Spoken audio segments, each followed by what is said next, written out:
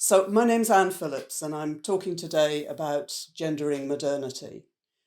Now, modernity is, at one level, it's just a descriptive term. It's a term we apply to particular, more recent periods of history, and it allows us to think about what might be different between these later periods and earlier ones. But in practice, the term is never that innocent. The idea almost always carries with it a contrast between the traditional and the modern that represents the modern as what we aspire to and the traditional as what we seek to leave behind. So in effect, the modern is good, the traditional is bad. This means one always needs to be wary about what's going on in any depiction of modernity, because these depictions almost invariably perform a hierarchy. Very typically, this is a hierarchy that separates out the West from the rest.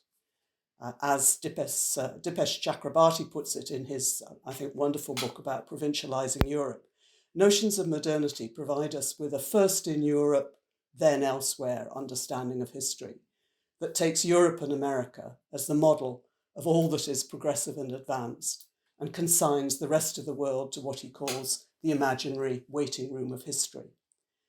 This is not so much history as historicism, one of the key forms, as he says, that, quote, the ideology of progress or development took from the 19th century on.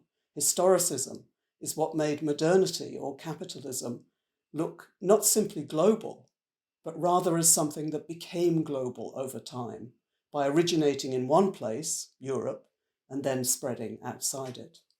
Now, one response to this in postcolonial and decolonial theory has been to do what he calls democratize the usages of modernity. So either by extending the notion backwards to include more and more of what might otherwise have been designated as pre-modern, but also discovering what people describe as alternative and vernacular modernities in an attempt, again to quote Chakrabarty, to rid the idea of modernity of all exclusivist and judgmental pretension. The risk here, as he argues in a later essay on the muddle of modernity, is that you potentially lose precision. The term comes to mean just a bit too much and too many different things. The other response in postcolonial theory has been the focus on the violence that accompanied so-called modernity, especially the violence visited on the colonized and enslaved, and the insistence that this was no accidental accompaniment. So in Frantz Fanon's account, the bullets and the bayonets are intrinsic to the very nature of colonialism, dehumanizing the colonial subjects who can then be treated as animals. Grandiose claims about equality or the rights of man, which are seen by many as key aspects of this moment, modernity, sat side by side with a stark refusal to admit the humanity of other men. So Fanon writes, quote, of this Europe, where they have never done talking of man with a capital M, yet murder men everywhere they find them, at the corner of every one of their own streets, in all the corners of the globe. So this provides a pretty devastating critique of the pretensions of modernity. In this perspective, it's not just that modernity gets patented to the West, or that the binaries of modern and tradition so badly misdescribe our complex and globalized world, but that the good things popularly associated with modernity may have been saturated from their very beginnings with violence and inequality. Now, my argument in this lecture, and here I'm picking up in a sense from Fanon's reference to the endless European talk of the rights of man. My argument is that gender has played a persistent and troubling role in these versions of what is modern and progressive. From at least the 18th century onwards, which is a time when there was a lot of movement around the globe and increased awareness of the different ways people lived in different lands. From that time onwards, European philosophers and historians have represented the status of women as a crucial marker of a society's level of civilization. Importantly, they did mostly understand this as levels of civilization, so not just differences, but notions of higher and lower. Women, from what were taken to be the less civilized lands, were described as living in a state of degradation, as lacking moral refinement, and in one of the frequent obsessions of these writers were seen as disturbingly unrestrained in their sexuality. Kathleen Wilson has done an analysis of the role of gender in conceptions of modernity in the 18th century, and she argues that all the leading European theorists of the time thought that the status of women marked civilization and progress. So it's not especially surprising that as the pace of European colonization speeded up through the late 18th and into the 19th centuries, improving the status of women in the colonized territories became one of the justifications for colonial conquest and rule. For those, that is, who thought any further justification was needed than just the profits that colonialism brought. Now, one example repeatedly given as regards British India is the banning of sati, widow burning. Now, it would be misleading to describe this as a practice. I mean, that makes it sound as if sati was widespread within pre-colonial India, where in fact it was very much an exceptional occurrence and primarily restricted to sections of upper caste Hindu society. But still, there were enough instances of widows either choosing or, one assumes much more frequently, being coerced into immolating themselves on funeral pyres on the deaths of their husbands. Enough instances for British officials in India to seek guidance on how best to deal with these events. Now, to begin with, the British limited themselves to regulating the conditions under which widow burning could take place. So no child widows under the age of 16 could be burnt, no women who were pregnant, no women who were obviously under coercion. So, I mean, rather minimal restrictions. But they did ban the practice entirely from 1829 onwards, and they were supported in this by many Indian social reformers who had campaigned to end it.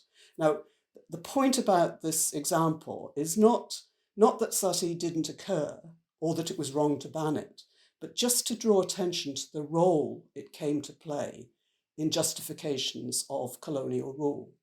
As Catherine Hall puts it in a general essay on gender and empire, quote, the degraded Hindu woman surfaced again and again in 19th century colonial discourses. Issues of child marriage, the treatment of widows, the segregation of women, and polygamy all provided opportunities to compare the victimized status of Indian women with the freedom of British women. Very similar claims were made in other parts of the colonized world. The notion that colonialism brought redress against the cruel and brutal treatment of women circulated widely. So in this particular framing of history, modernity was associated with colonialism, but colonialism here as a good thing and very much on the side of the women. Research by African and Asian scholars on the realities of the colonial period challenges that benign picture of colonial modernity.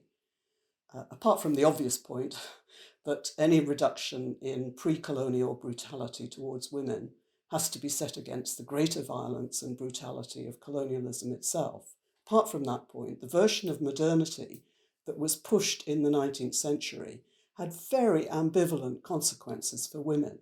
So in Europe, this was very much the time of the doctrine of separate spheres. The idea, that is, that the two sexes were almost fundamentally different, that each had its own clearly defined role, and that the place for women was the private sphere, the family, the household, while men would be the ones who ventured out into the public world of politics and work.